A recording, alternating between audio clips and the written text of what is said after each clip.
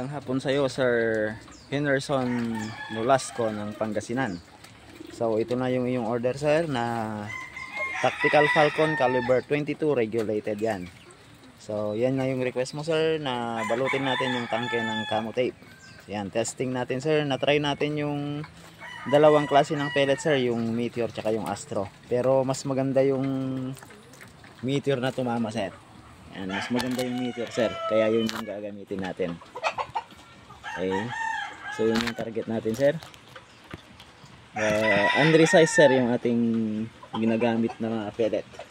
Meteor unresize. So iisa na yung butas, sir. So try natin. 3 final shot, sir. First shot. Yan. Second shot, sir. Yan.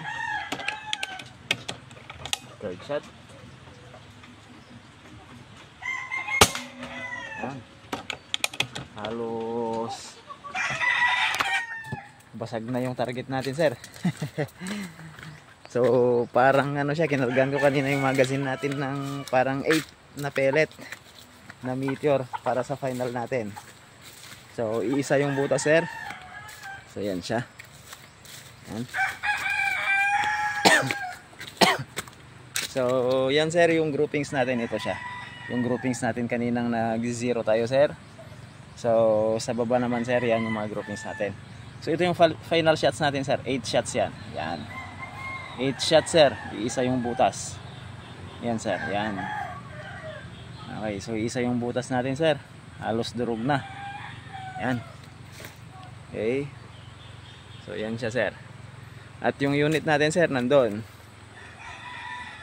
Ayun. So nasa 35 yards, sir. Or more or less nasa 30 meters yan, sir. So yan lang kasi yung range ko, sir. So yan lang yung pinaka malayong range dito sa aking bahay, sa ating garden. So yan, sir. Okay, so yan yung unit mo. Pwede nang shoot bukas, sir. Okay, so yan.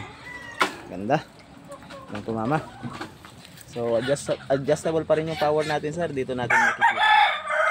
Diyan natin makikita, sir, kung nasaan yung spring ng ating hammer. So nasa 3, pagitan ng 3 at 2. So yan, sir. Okay. Yan. So ang gamit natin yung pellet Meteor unresize.